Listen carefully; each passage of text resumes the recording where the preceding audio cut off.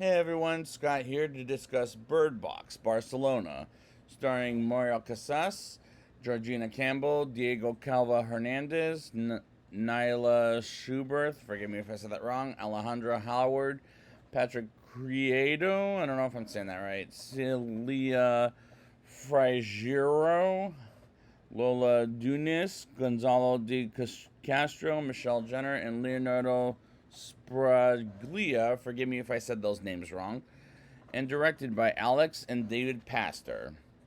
Now, I had to go reluctantly twice because, well, by watching it on Netflix, I mean, but we'll see how this movie goes because I'm kind of, like I said before, the newbie of the series, so let's get into this. We open with Sebastian, played by Mario Casas, surprising his daughter Anna, I forgot to say it that right way, with roller skates, and suddenly they start running away until some people beat up Sebastian in order to steal some his things while he puts on some goggles for him and Anna. While the world has been deserted by something in the air, and this opener didn't really excite me, but I dreaded watching this twice for this review like I did the first film. And I thought, here we go again, another fucking depressing ending of the world story coming from this movie. Sebastian runs into a few people to tell them where he can find generations as he pretends Anna is there while he joins the people to help them get the generator. And as we learn by the next morning that he lied about it by making them drive outside without blindfolds as they're outside and see what's out there and get killed. And this makes me not like our protagonist very much, as he's just not that interesting, nor is the attempt to kill this attempt at killing people, as I just don't care at this point. The lips didn't really match what the actors were saying for this entire movie. Maybe it was a foreign language film that I'm not aware of, as that bugged the living shit out of me. Like, is this supposed to be a foreign film? Because it looked like it, as that bothered me a hell of a lot. We go back to the first day of when people are committing suicide, and it doesn't matter the awesome opening scene of A Quiet Place Part 2, which is a real shame, as he picks up Anna from school and goes to the church as they go through a priest and gets Anna's mother, aka Sebastian's wife's death. And I just don't think this concept works to the point M. Night Shyamalan can't make this any better. Sebastian finds someone named Claire, played by Georgina Campbell, at the pharmacy and bumps into more people with a couple of dogs blindfolded, and the people reluctantly take Sebastian in, and I don't know who any of these people are, and I don't care, as I don't like any of these people, and the editing in this movie is pretty choppy. We get introduced to a little girl named Sophia, as well as a tattooed tough guy named Octavio, and Sebastian tells them he lied about the generator, while Sophia speaks German and says don't hurt him, because she wants him around, and she learns about Anna, and she draws a castle, and that's how they connect, as I'm unfortunately not finding this convincing at all. And we don't really know who any of these characters are.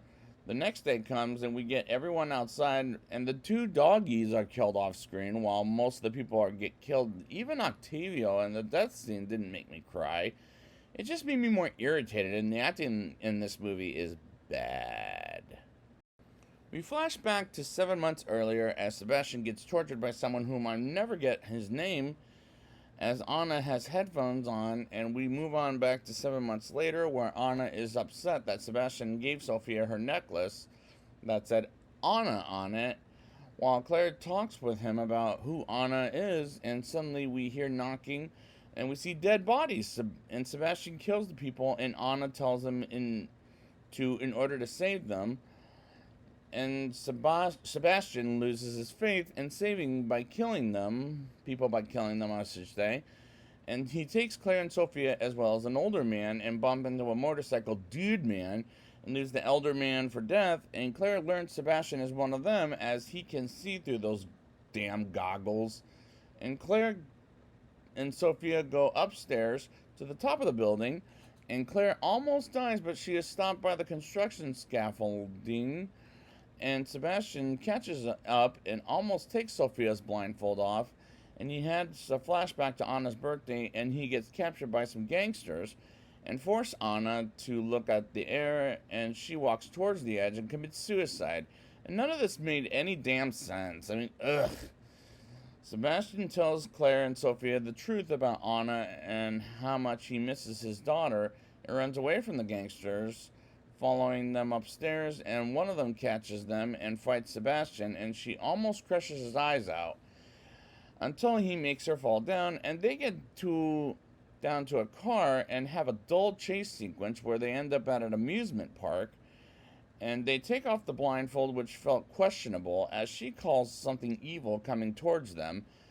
And suddenly Claire puts on the blindfold after taking it off for a little bit and to switch the power and protect Sophia from something evil, while Sebastian and the head gangster fight each other, and he gets stabbed while Claire and Sophia get on the sky tram by jumping and wipe while blindfolded, and Sebastian is stabbed and dies, and the military comes to the rescue and takes them to a secret base where Sophia and her mother and thanks Claire are at, or finds her mother and thanks Claire for watching her all this time, and the military takes her in, and Octavio sees something. The movie just ends, and I thought, what the fuck? Because it's a terrible climax as well as a terrible ending.